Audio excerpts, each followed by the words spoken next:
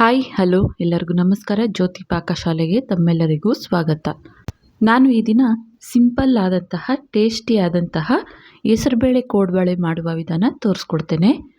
ಈಗ ಮಕ್ಕಳಿಗೆ ರಜಾ ಇರೋ ಕಾರಣ ಮಕ್ಕಳು ಮನೆಗೆ ಇರ್ತವೆ, ತಿನ್ನಲಿಕ್ಕೆ ಸ್ನ್ಯಾಕ್ಸ್ ಕೇಳ್ತಾನೆ ಇರ್ತವೆ. ಈ ರೀತಿ ಮನೆಗೇ ಮಾಡಿಟ್ವಿ ಅಂದರೆ ಒಂದು ವಾರದ ತನಕ ಇವನ್ನ ಸ್ಟೋರ್ ಮಾಡ್ಬೋದು. ಹೆಸರುಬೇಳೆನ ಬಳಸಿ ಮಾಡಿರೋದ್ರಿಂದ ತುಂಬಾ ಕ್ರಿಸ್ಪಿಯಾಗಿ ತುಂಬಾ ಟೇಸ್ಟಿಯಾಗಿರ್ತವೆ.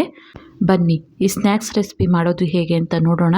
ಅದಕ್ಕಿಂತ ಮುಂಚೆ ಇನ್ನು ಯಾರೆಲ್ಲ ಸಬ್ಸ್ಕ್ರೈಬ್ ಮಾಡ್ಕೊಳ್ದೆ ವಿಡಿಯೋ ನೋಡ್ತಿದ್ದಲ್ಲಿ ಪ್ಲೀಸ್ ಸಬ್ಸ್ಕ್ರೈಬ್ ಮಾಡ್ಕೊಳ್ಳಿ. ಬನ್ನಿ ಈ ಕೋಡ್ಬೇಳೆ ಮಾಡೋದು ಹೇಗೆ ಅಂತ ನೋಡೋಣ. ಮೊದಲಿಗೆ ನಾನಿಲ್ಲಿ 1 ಕಪ್ ಆಗುವಷ್ಟು ಹೆಸರುಬೇಳೆನ ತಗೊಂಡಿದ್ದೇನೆ.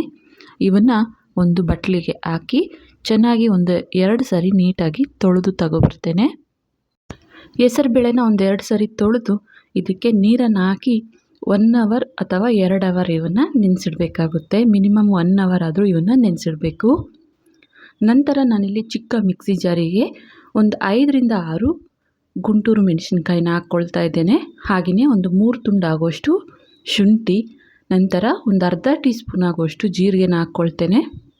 ಮೊದಲಿಗೆ ಇದನ್ನು ಹಾಗೆ ರುಬ್ಬಿ ನಂತರ ಸ್ವಲ್ಪ ನೀರನ್ನು ಸೇರಿಸಿ ತರಿಯಾಗಿ ರುಬ್ಕೊಳ್ಬೇಕಾಗುತ್ತೆ. ನೋಡ್ಬೋದು ಈ ರೀತಿ ಲೈಟಾಗಿ ತರಿ ಇರೋ ರೀತಿ ಇದನ್ನು ರುಬ್ಕೊಳ್ಬೇಕಾಗುತ್ತೆ.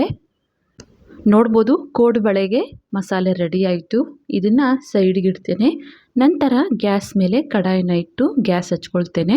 ಇದಕ್ಕೆ ಯಾವ ಕಪ್ಪಲ್ಲಿ ನಾವು ಹಿಟ್ಟನ್ನು ತಗೊಳ್ತೀವೋ ಅದೇ ಕಪ್ಪಲ್ಲಿ 1 ಕಪ್ ಆಗುವಷ್ಟು ನಾನಿಲ್ಲಿ ನೀರನ್ನು ಸೇರಿಸ್ಕೊಳ್ತಾ ಇದ್ದೇನೆ.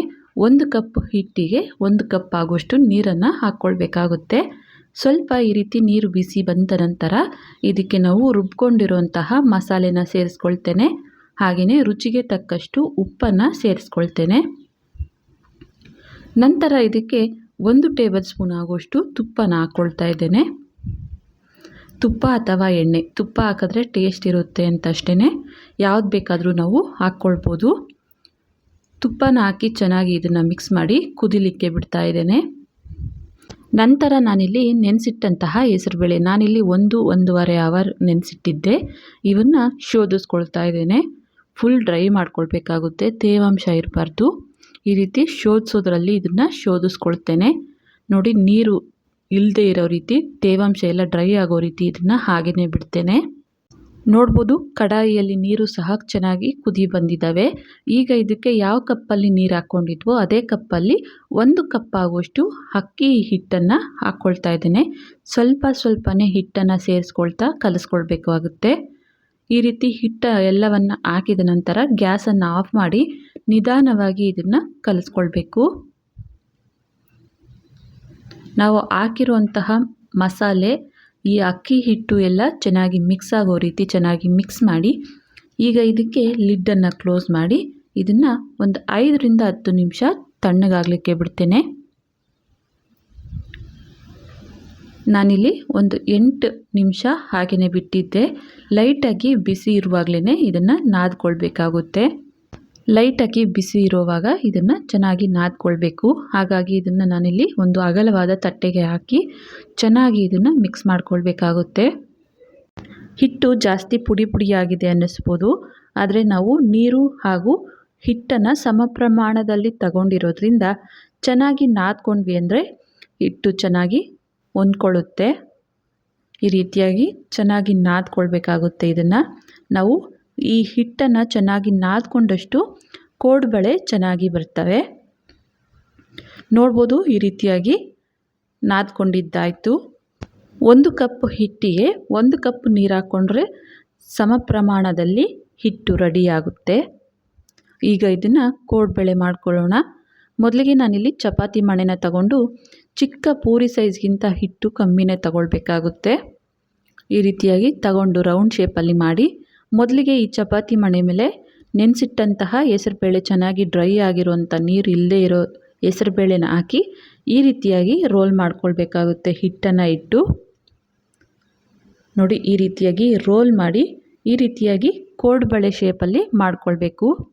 ನೋಡ್ಬೋದು ಎಷ್ಟು ಈಸಿಯಾಗಿ ಮಾಡ್ಕೊಳ್ಬೋದು ಅಂತ. ಆದರೆ ನಾವು ಹಿಟ್ಟನ್ನು ಚೆನ್ನಾಗಿ ನಾದ್ಕೊಂಡಿರಬೇಕಾಗುತ್ತೆ. ನಾದ್ಕೊಂಡಿಲ್ಲ ಅಂದಲ್ಲಿ ಈ ರೀತಿ ಕೋಡ್ಬಳೆ ಶೇಪಲ್ಲಿ ಬರಲ್ಲ. ಹಾಗಾಗಿ ಚೆನ್ನಾಗಿ ಹಿಟ್ಟನ್ನು ನಾದ್ಕೊಂಡು ನಂತರ ಈ ರೀತಿಯಾಗಿ ಶೇಪ್ ಮಾಡ್ಕೊಳ್ಬೇಕಾಗುತ್ತೆ ಕೋಡುಬಳೆ ಶೇಪಲ್ಲಿ. ನೋಡ್ಬೋದು ಎಷ್ಟು ಈಸಿಯಾಗಿ ಎಷ್ಟು ಚೆನ್ನಾಗಿ ಬರ್ತಿದ್ದಾವೆ ಅಂತ. ಈ ರೀತಿಯಾಗಿ ಸ್ವಲ್ಪ ರೋಲ್ ಮಾಡಿ ನಂತರ ಹೆಸರುಬೇಳೆನ ಹಾಕಿ ಹೆಸರುಬೇಳೆ ಮೇಲೆ ರೋಲ್ ಮಾಡಬೇಕಾಗುತ್ತೆ.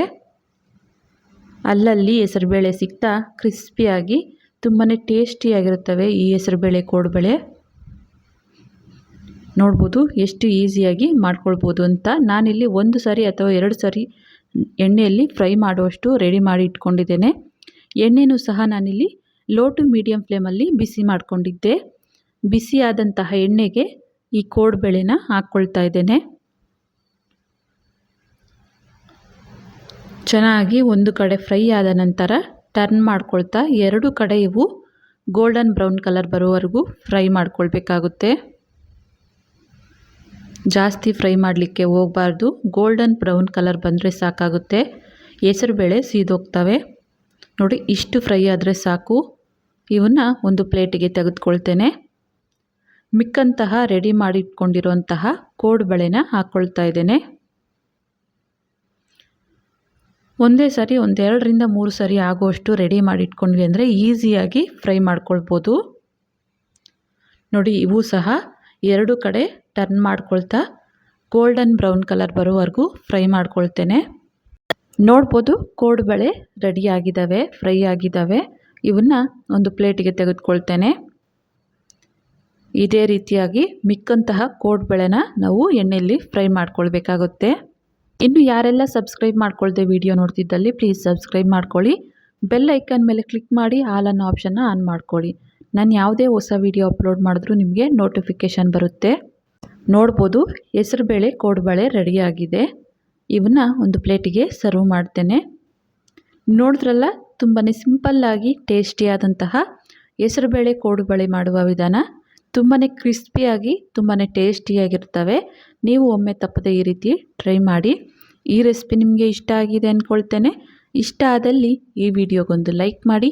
ಯಾರೆಲ್ಲ ಸಬ್ಸ್ಕ್ರೈಬ್ ಮಾಡ್ಕೊಳ್ದೆ ವಿಡಿಯೋ ನೋಡ್ತಿದ್ದಲ್ಲಿ ಪ್ಲೀಸ್ ಸಬ್ಸ್ಕ್ರೈಬ್ ಮಾಡ್ಕೊಳ್ಳಿ. ಈ ವಿಡಿಯೋ ಹೇಗನ್ನಿಸ್ತು ಅಂತ ಕಮೆಂಟ್ ಮಾಡಿ. ಹಾಗೆ ಈ ವಿಡಿಯೋ ಇಷ್ಟ ಆದಲ್ಲಿ ನಿಮ್ಮ ಫ್ರೆಂಡ್ಸ್ ಆ್ಯಂಡ್ ಫ್ಯಾಮಿಲಿ ಮೆಂಬರ್ಸ್ಗೆ ಈ ವಿಡಿಯೋನ ಶೇರ್ ಮಾಡಿ. ಧನ್ಯವಾದಗಳು.